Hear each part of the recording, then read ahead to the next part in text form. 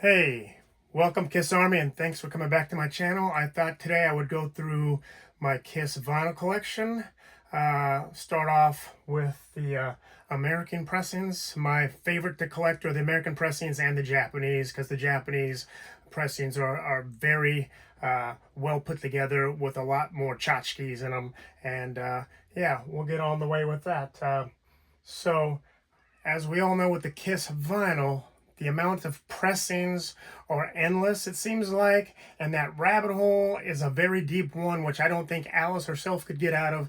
So that's why I kept it limited to just basically the two. If I had to go to Argentina and Brazil and find all the different pressings, I just think if I were younger and had the time, I think I probably would venture to try it. But getting up there in age, I will just stick to the basics and the things that I could probably readily find. So anyway, sit back, relax, and here we go. First one I have is from 1970. This is Peter Criss and his band Chelsea. Peter right here. And for those who don't know, Decca Records, this is actually a pretty good album. Sounds better than his solo album. But this does sound like a 60-ish band. I mean, sounds like Procol Harum or the band itself. Actually, pretty good. I really enjoyed it. Next, we have the MCA Music Conspiracy, and this is just a compilation of groups from the MCA records. And it does have a cut from the Chelsea album, and that's why I have it. Next, we have Lynn Christopher. And for those who don't know who Lynn Christopher is, she is the gal who hired Paul and Gene to sing background vocals on this album to garner funds to help pay for the first studio album. This is a white label promo sticker. And she has released a new updated version of this year, which I also purchased. So I will get to that when we get to it. Now we get to Kiss's self-titled album. This is Kiss, and this has the hype sticker, and this is indeed a first pressing white label manufactured by Warner Brothers, and this is a Bell Sound studio album. Next, we have Kiss's self-titled album. Same thing as before. White label promo, Bell Sound, just no hype sticker. And these albums are cataloged as NB 9001s. And for this one, the same thing, NB 9001, another first pressing without kissing time on it. It is a Sam Feldman Bell Studio pressing, blue label. For those who don't know, there are 3 different blue label variants. Blue 1 has Warner Brothers Records in the title on the bottom of it when you read who's manufactured by. The second pressing is manufactured and distributed by Casablanca, made in the USA. That would be the second version of the blue label. And the last blue label would be Sunset Boulevard, the address on the bottom. That would constitute a third blue label. So we have NB 9001, first pressing. Well, actually second, since it's blue 1. Then we have another self-titled album. Same thing. Sam Feldman, Bell Sound, Columbia Terre Haute pressing.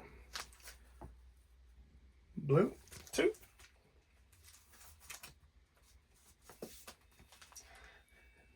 Now, we got the same one right there. Let's see.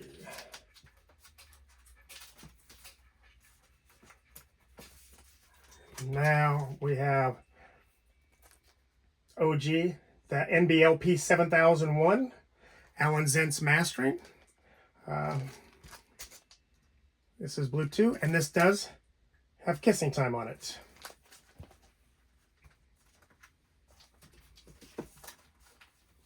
And another one.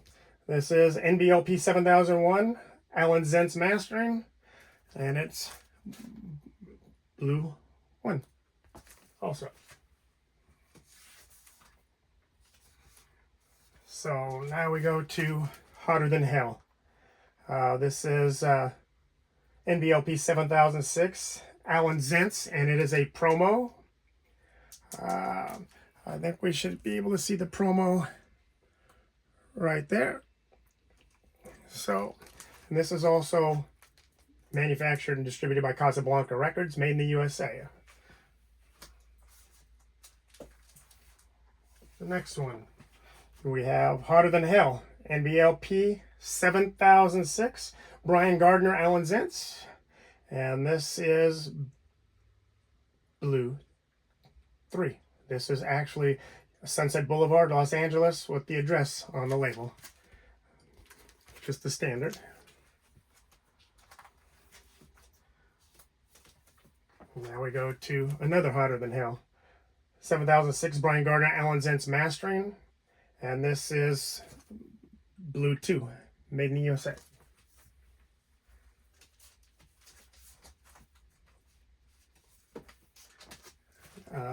Another Hotter Than Hell. This is William C. Wysock mastering, NBLP 7006. And I took and went through all the pressings I have. I went through all the dead wax to find the actual codes to make sure everything was copacetic. So that's why I put everything down on the bottom of the label. All right. Then I have this Hotter Than Hell picture disc. I believe it's from Holland. I don't remember when I got it, but I've had it for decades. So, pretty cool.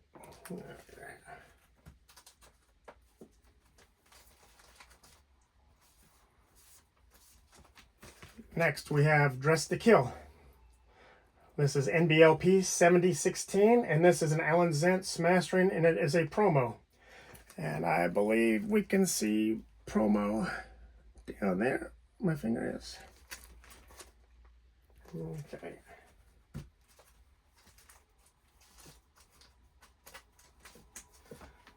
Another Dressed to Kill 7016 Alan Zentz mastering.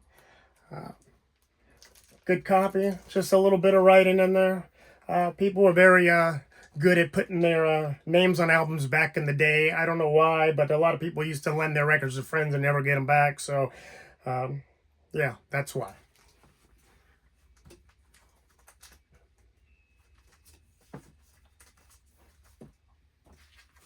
And here we go, another Dressed to Kill.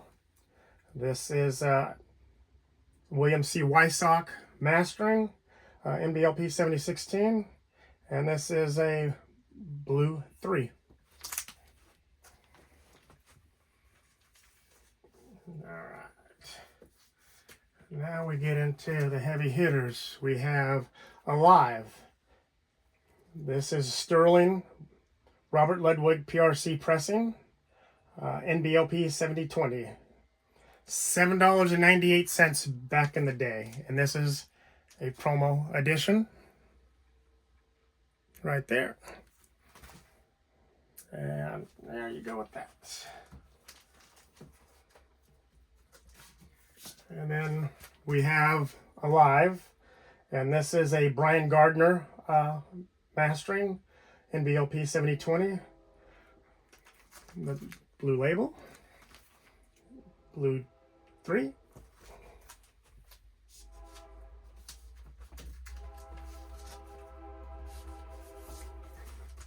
Another Alive.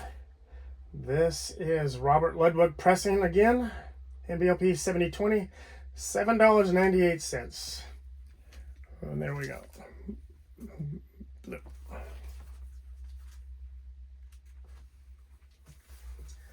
I believe I have all the promo albums outside of Destroyer. Destroyer's a hard one. I've seen it on eBay for about $500-600, so I'm a little leery on that right now. So I will probably just bite the bullet on that for a while and wait. Next, I have this promo Special Kiss album for the summer tour. I put this in first because I do believe it came out before the Destroyer record. White label. There we go. And now I have Destroyer. NBLP 7025, Columbia Terre Haute Sterling pressing. And this is a Blue 3 also. So after Destroyer, we got out of the blue labels and we moved into the Casbah labels and the Filmworks labels after that.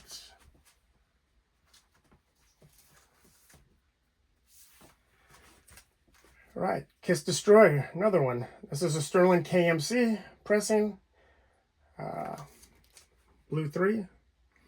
And with a lot of labels, which is very weird with Kiss, why the rabbit hole so deep is the font is different. The printing is different in the way that it's on the record. Sometimes the Kiss will be over here, down underneath. It's just all over the board when it comes to the pressing plants. And the newer versions from the 80s had plant labels, you know, the numbers on the records that would say plant 53, 47, vice versa, whatever. But that's how you would distinguish what plant they came from. And like I said, to collect all those is kind of weird. I don't know why, but if you listen to some of the records, they actually do sound faintly different. But I guess it would take a really trained ear to tell all the nuances. But I can hear the difference in some of them. But there we go with Destroyer. And the next one I have a Paul Stanley Stein original. Original 1. Basic. I'm trying to get my hands on a white label promo of this. There's only, I believe, 2 Kiss albums that are actually white label promo, and that's the self-titled, very first album, and the Destroyer. Or not the Destroyer, excuse me, the originals. And I got the pressing of the originals. I believe this is Canadian. I just have it in line here because it's the only Canadian pressing of anything I have. Different color vinyl right there. Then we move into, I have a Rock and Roll Over album, but this isn't the album. This is a Sterling Sound acetate of Dr. Love. I bought it off the Kiss auction of Eddie Kramer, and if you can read that, this is just the one song. It's pretty much, you know, a 10-inch record encased in steel, records in the middle. But I have not yet listened to this, but yeah, this is Eddie Kramer original acetate of Dr. Love, which is one of my favorite Kiss songs. Then we go to Rock and Roll Over. This is another Sterling promo, NBLP 7037, and it is a promo right there. Okay. Next, another Rock and Roll Over. This is a Chris Gehring Sterling pressing with the Casbah label.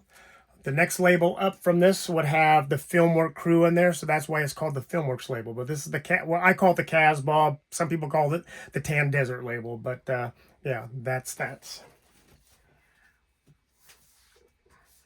So now go to Love Gun. And this is another Sterling promo, NBLP 7057. And it has the special label, the first label that actually is custom. And you can see promotional copy right there. And it does have a cut corner. But my thing with cut corners, sawtooth, BB holes, a lot of people say those are promo albums, but I talked to people back in, you know, the early 80s when I saw the sawtooth, you know, cuts and these cuts. I asked them why the records have these cuts, and they are actually discounted records that the stores didn't want brought back at full price. So anytime they went to the discount bin, which these would be, and they sold them for the cheap price, they didn't want people to bring them back to the stores and say they bought a full price record. Hence, that's why these are cut. And they're cut pretty, you know, pretty precise, that they're not damaging any of the inner. Same with the sawtooth. They have a couple sawtooth, which I really don't like to get because they detract from the album, but this is a promo. So, you know, some people say they're promo, some people say they're not.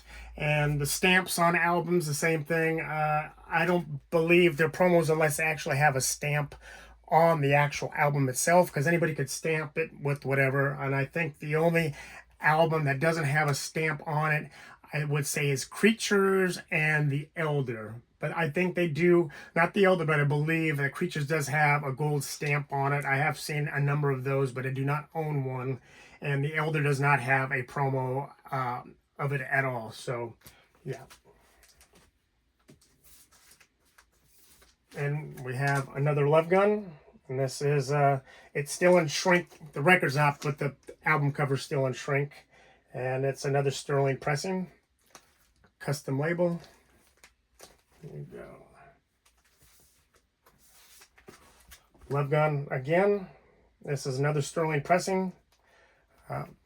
Custom label. I don't know why I have so many of every copy, but I've just been buying them when I see them, when they look good, and you know, that's about it. Here's another Sterling pressing of Love Gun here. Custom label. And then we get into Alive 2.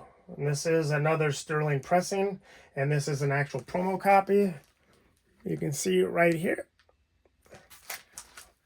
And these records back in the day, so cheap. $7.98 for the record, because that's what's in the title on some of them. When you see the number NBLP 7076, $7.98 is the actual price of the record.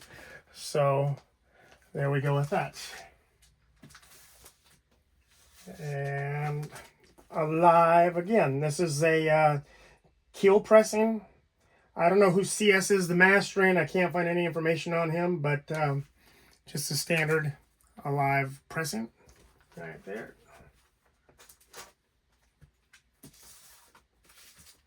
And then I have Alive 2, another pressing. And I do believe, yes, this is an uncut. You see back on the back, it's got Take Me on there. This is an uncut error copy. Supposedly 50 made, but I highly doubt that number because I've seen way more than 50. Yeah, actually pristine, pretty good. Just a little damage on the corner, but I have seen quite a few, not a lot of the uncut ones, but actually the cut ones. And I got a letter from some New England up in the East Coast, some company that, you know, does records, and they said they went to the actual KISS offices and saw one of these hanging up, uncut corner, and they asked how many there actually were. They didn't really get a definite answer. I'll have to find that letter and I'll post it, and you guys can take a look at it and see. But yeah, that was back at probably like in the mid 90s or whatever. I can't really remember, but yeah. But I found this online on eBay, so won't say what I paid for it, but I have one. And I wanted to get an uncut copy, so. And the last one I will go through is I have another Alive 2. This one is a sealed copy, a reissue, I believe, from 84, 85. And so that is that. So I'll leave it at that, and then we will come back and I will update you on the rest from after Alive 2 and all the way through. I'm glad you guys came to watch. Thank you very much. Do what you got to do, and we will see you on the next one.